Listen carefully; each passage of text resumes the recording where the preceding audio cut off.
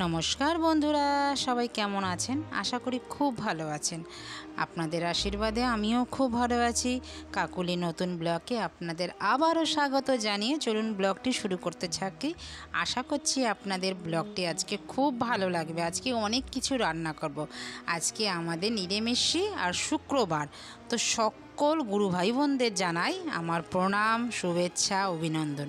তো চলুন, চলে এসেছি এখন বাগানে আজকে এই সব বড় আজকে একটা ডাঁটা কাটুয়া ডাঁটা, আর নেব পুঁই শাকের অনেক পুঁই শাক ছোট ছোট চারা হয়েছে, সেই চারা থেকে নেব পাতা। তো চলুন পাতা আর ডাঁটাটা কেটে নিই। বন্ধুরা, কে কে পুঁই পাতা খান আমাকে কিন্তু কমেন্টে জানাবেন। আর আজকে আমি এই ডাঁটা দিয়ে কি বানাবো জানেন? চলুন পুরো ভিডিওটা বন্ধুরা দেখতে থাকুন। আর দেখুন আমার বাগান এখন মানে পুরো সবুজে সবুজ হয়ে আছে। আর ফুলগুলো দেখেছেন? বাগানে আসলে পরেই মনটাই ভালো হয়ে যায়। বাগানে আসলে পরে মনে হয় যে দাঁড়িয়েই থাকি। দেখুন আজকে আকাশটাও কিন্তু খুব মেঘলা, মনে হচ্ছে বৃষ্টি হবে, জোরই বৃষ্টি আসবে। আর আকাশে দেওয়ায় ডাকছেও খুব অনেক। তো চলুন ডাঁটাটা এখন কেটে নিই। ভিডিওটা আমার মেয়ে করে দিচ্ছে। ও যেহেতু ওর ম্যাম পড়াতে এসছে, এখন একটু ছুটি আছে তাই এসছে। দেখুন ডাঁটাটা খালি দেখুন বন্ধুরা কত বড়। আর আগে এই ডাঁটা গাছ থেকেই পাতাগুলো তুলে শাক বানিয়েছি। তো আমার মেয়ের কিন্তু পছন্দ হয়েছে খুব শাক। সেদিনকে তো রসুন দিয়ে বানিয়েছিলাম। আজকে তো আমাদের শুক্রবার, রসুন চলবে না, তো আজকেও ডাঁটা শাক আমি বানাবো। তো কী দিয়ে বানাই পুরো ভিডিওটা কিন্তু বন্ধুরা আপনারা দেখতে থাকবেন। আজকে শুক্রবারের গুরুবারের আমাদের অনুকূল ঠাকুরের আমরা দীক্ষিত, তো আজকে জমজমাটি খাবার আমাদের হবে। ডাঁটা নিয়ে চলে এসেছি। আর পাতা দেখুন, এক একটা পাতা পুরো আমার দুটো হাতের পাশ। এত ডাঁটাগুলো এখন কেটে নিই। ডাঁটার মধ্যে একদম আঁশ নেই।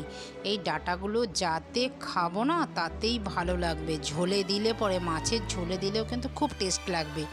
তো আজকে আরেকটা ডাঁটা কিন্তু হয়েছে, আজকে ডাল দিয়ে খাই, অন্যদিন মাছের ঝোল দিয়ে খাবো।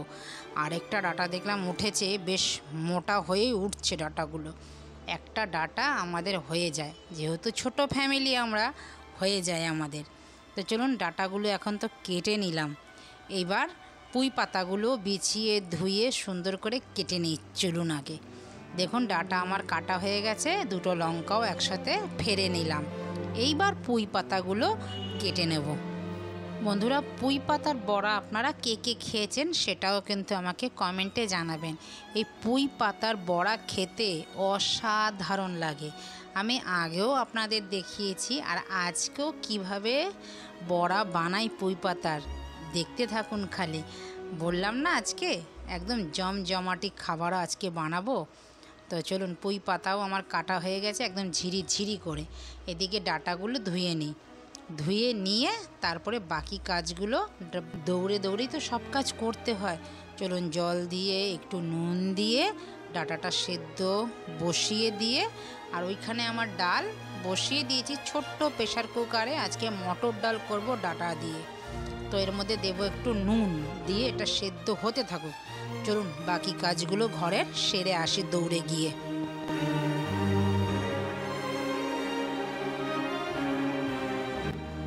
চলে আসলাম ঘর কিছুটা গুছিয়ে। দেখুন এইখানে আমার ডালও কিন্তু ফুটে গেছে, আর এইখানে আমার ডাঁটাও ফুটে গেছে।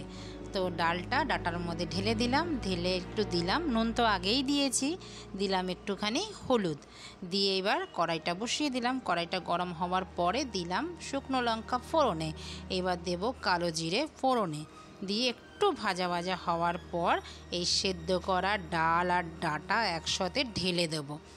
এই ডাল খেতে বন্ধুরা অসাধারণ লাগে। এটাকে আমাদের বাঙাল ভাষায় বলে ফাটা ডাল, মানে মটর ডাল আমরা এইভাবেই খাই। এর মধ্যে ধনেপাতা দিলে আরও বেশি টেস্ট হতো। আজকে আমার কাছে ধনেপাতা নেই, তার জন্য দিলাম না। আপনাদের যদি এই ডাল রান্না দেখে ভালো লাগে, খেতে ইচ্ছা করে, তবে আপনারা ধনেপাতা দিয়ে খাবেন, দেখবেন আরও ভালো খাবেন। আর তার সাথে যদি লেবু থাকে গন্ধরাজ, তবে তার কথাই হবে না। চলুন আবারও কড়াইটা ধুয়ে বসিয়ে দিয়েছি। এইবার শাকটাকে বানিয়ে নিই। শাক আমি আগেও বানিয়েছি, সেদিনকে মেয়ের খুব পছন্দ হয়েছে, সেদিনকে বানিয়েছিলাম বন্ধুরা রসুন দিয়ে। একইভাবেই বানাই আমি। আমরা কালো জিরে ফোড়ন আর শুকনো লঙ্কা ফোড়নেই দেই, আর শাকের মধ্যে আর অন্য কিছু দিই না, নয় রসুন দেই। আর আজকে দেবো আমি লেবু পাতা, দিলাম একটু হলুদ আর নুন স্বাদ অনুযায়ী পরিমাণ মতো দিয়ে এবার একদম নাড়ুর দলার মতন শাকটা দেখুন হয়ে যাবে, তবেই কিন্তু শাক খেতে টেস্ট লাগে। দেখুন এবার নাড়তে নাড়তে আমার কিন্তু একদম নাড়ুর দলার মতনই কিন্তু হয়ে গেছে। এটা একটু ঢেকে দেব, ঢেকে দিয়ে চলুন লেবু পাতা নিয়ে আসি। লেবু পাতা দিয়ে শাক বন্ধুরা কে কে খেয়েছেন একবার খেয়ে দেখবেন এই লেবু পাতা দিয়ে শাক।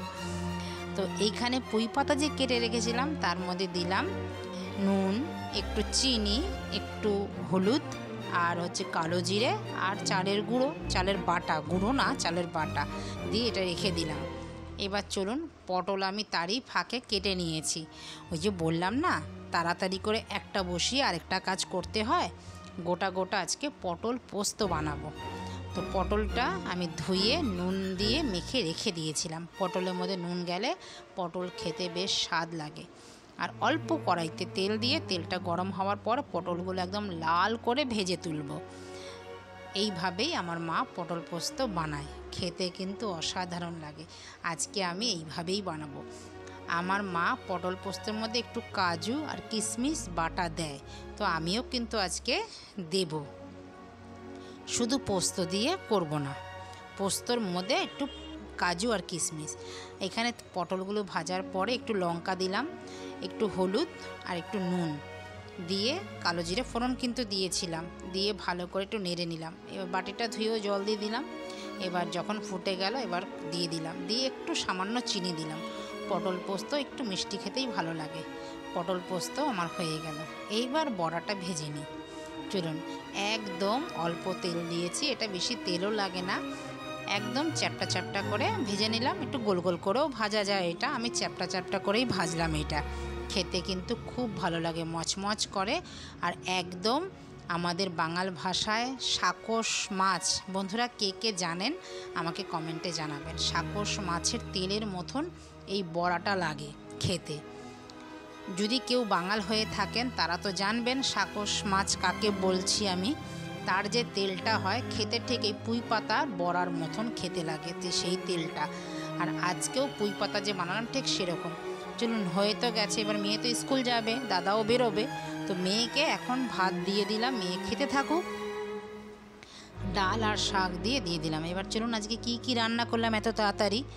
ভাত, পটল পোস্ত, বড়া, আর হচ্ছে কি রান্না করেছি কার কার মনে আছে, ডাঁটা দিয়ে ডাল গাছের, আর হচ্ছে আমড়ার একটু চাটনি আর শাক। তো বন্ধুরা ভিডিওটা কেমন লাগলো, যদি কোথাও ভালো লেগে থাকে একটু লাইক কমেন্ট শেয়ার করে আমার পাশে থাকবেন। তো দেখা হচ্ছে পরবর্তী ব্লগে। সবাই ভালো থাকবেন, সুস্থ থাকবেন। নমস্কার, টাটা।